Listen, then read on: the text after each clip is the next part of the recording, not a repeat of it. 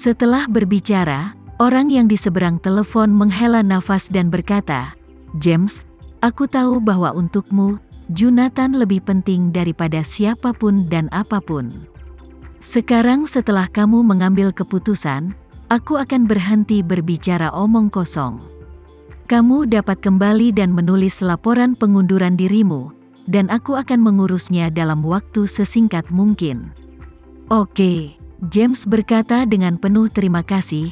"Terima kasih, Gary, aku akan mengirimkan surat pengunduran diri sesegera mungkin." Sementara itu, di bawah kepemimpinan Sinta, Tama naik lift ke lantai pertama gedung, kemudian melewati 3 pusat pertahanan di lantai pertama, dan kemudian dipindahkan ke lift khusus ke pusat pembekuan di lantai bawah tanah kelima. Karena pusat pembekuan ini disiapkan oleh Daron untuk mengawetkan tubuhnya, dan masa pakai yang dirancang mencapai 300 tahun, tingkat keamanan di sini tidak kurang dari fasilitas pertahanan bagi presiden untuk bersembunyi dalam rencana kiamat. Meskipun pusat pembekuan berada di lantai bawah tanah kelima, lokasinya hampir 100 meter di bawah tanah. Ada cadangan strategis yang lengkap di sini. Bahkan jika Amerika Serikat benar-benar terkena serangan nuklir, itu bisa aman di sini. Pusat pembekuan ini, menurut skala desain, dapat membekukan setidaknya 100 benda. Tetapi saat ini di seluruh pusat pembekuan, selain dari sisa-sisa yang digunakan untuk percobaan, Duncan adalah satu-satunya yang benar-benar beku. Setelah Tama datang ke pusat pembekuan, dia terkejut menemukan bahwa itu seperti adegan dalam film fiksi ilmiah. Seluruh ruang dipenuhi dengan berbagai peralatan, dan sejumlah besar dari mereka secara khusus digunakan untuk mentransmisikan udara, oksigen, dan nitrogen cair. Selain itu, dampak visual terbesar adalah ratusan tangki baja tahan karat besar, berdiri secara teratur di seluruh pusat pembekuan. Setiap tangki setidaknya setinggi 4 atau 5 meter. Ketika orang melihat ke atas dari bawah, bahkan ada perasaan tidak berarti. Tangki ini adalah freezer yang khusus digunakan untuk membekukan tubuh manusia. Demi kerahasiaan, Sinta telah mentransfer semua ahli penelitian ilmiah dan staf pusat terlebih dahulu. Oleh karena itu, pada saat ini, hanya Tama dan yang lainnya di seluruh pusat pembekuan yang sangat sepi.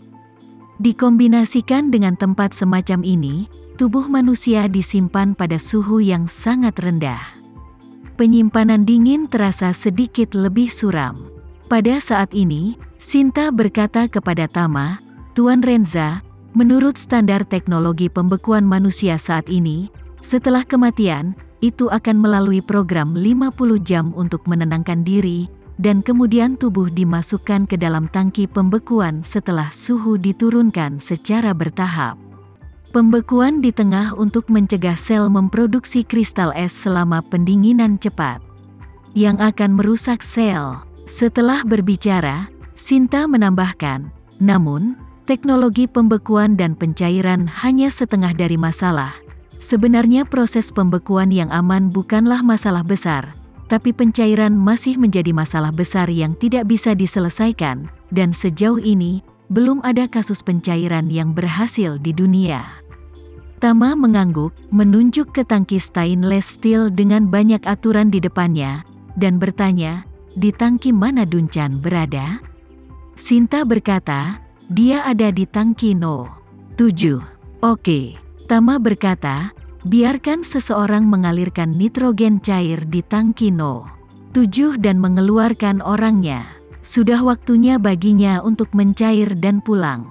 Sinta berkata dengan ngeri, "Tuan Renza, jika nitrogen cair dikeringkan, tubuh tidak dapat menjamin suhu yang sangat rendah. Begitu tubuh mulai memanas, sel-sel tersebut kemungkinan besar akan rusak secara permanen selama proses pemanasan.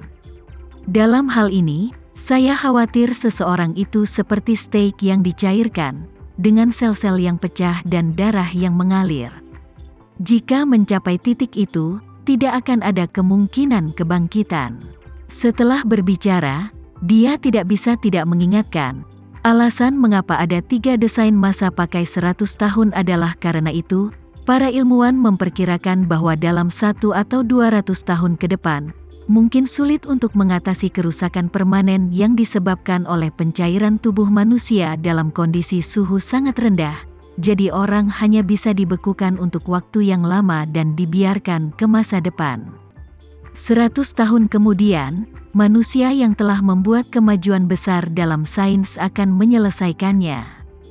Tama melihat tangki stainless steel dengan kata-kata nomor 007 yang disemprotkan, tersenyum sedikit, dan berkata, "Jangan menunggu sains berkembang, saya akan mengambilnya hari ini. Jika masalah ini terpecahkan, saya punya cara untuk membuatnya hidup kembali." Sinta tertegun, baru saja akan mengatakan sesuatu. Tetapi ketika dia berpikir bahwa Tama bukan orang biasa, dialah yang telah memecahkan misteri penuaan terbalik. Mungkin, dia juga bisa mengetahuinya, dan bukan tidak mungkin menyelamatkan Duncan untuknya. Terlebih lagi, jika dia tidak memiliki tingkat kepastian tertentu di awal, dia tidak akan membiarkannya membekukan Duncan. Memikirkan hal ini, dia buru-buru bertanya, "Tuan Renza, jika Anda benar-benar memiliki cara untuk membangkitkan Tuan Duncan, apakah dia akan meragukan identitasmu jika dia melihatmu ketika dia bangun?" Dengan karakter dan perilakunya, dia bangun setelah itu, dia pasti akan terus menyelidiki sampai akhir. Tama tersenyum sedikit dan berkata dengan acuh tak acuh, "Tidak apa-apa ketika dia bangun. Saya akan berbicara jujur dengannya dan mencoba yang terbaik untuk menyelamatkan hidupnya. Dan saya akan membiarkan dia tahu siapa saya." Tentu saja, Tama tahu gaya perilaku Duncan. Selama dia bangun lagi, selama dia masih mempertahankan ingatannya sebelumnya, dia pasti akan melakukan yang terbaik untuk menyelidiki apa yang terjadi sebelumnya. Misalnya, siapa yang ingin menghancurkan seluruh keluarga Polen. Oleh karena itu, menurut pendapat Tama, dia sebaiknya menggunakan kesempatan ini untuk mengobrol baik dengannya. Memberitahu dia siapa dirinya, memberitahu dia bahwa dia yang telah membunuh Zakari. Dan beritahu dia bahwa dia menyelamatkannya dan seluruh keluarga Polen hari itu.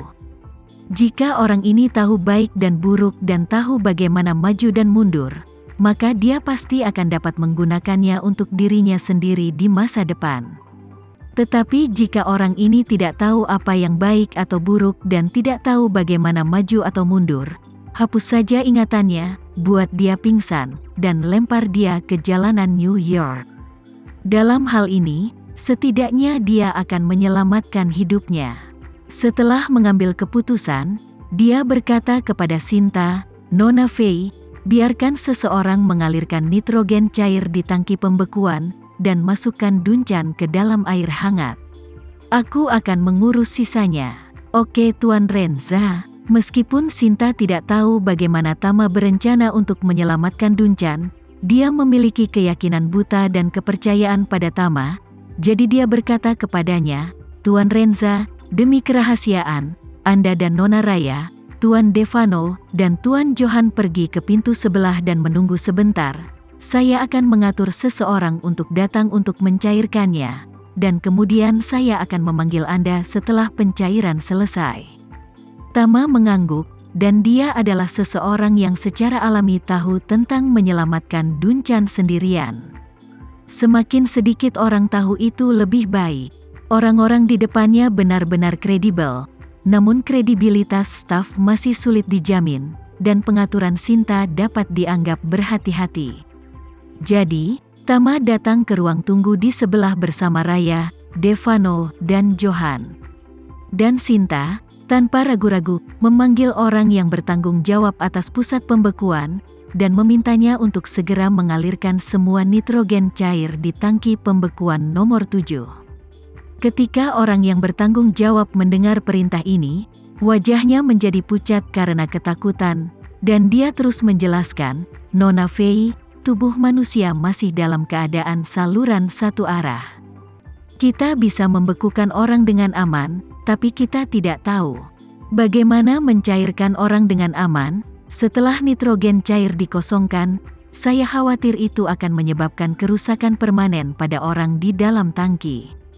Sinta berkata dengan ekspresi tegas, "Kamu tidak perlu khawatir tentang ini, kamu hanya perlu mengalirkan nitrogen cair, dan kemudian memasukkan orang itu ke dalam air hangat untuk mencairkan."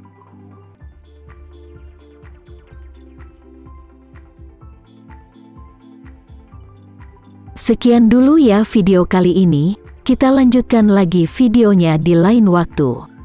Oh iya, bagaimana menurut kalian? Semoga bisa sedikit menghibur kalian semua. Untuk teman-teman yang baru nonton, jangan lupa subscribe ya, hehehe. Dan kalau teman-teman ada yang ingin gabung langganan, bisa langsung gabung saja untuk dapat fitur yang menarik dan sedikit membantu Mimin. Terima kasih banyak sudah menonton, sampai jumpa lagi, bye.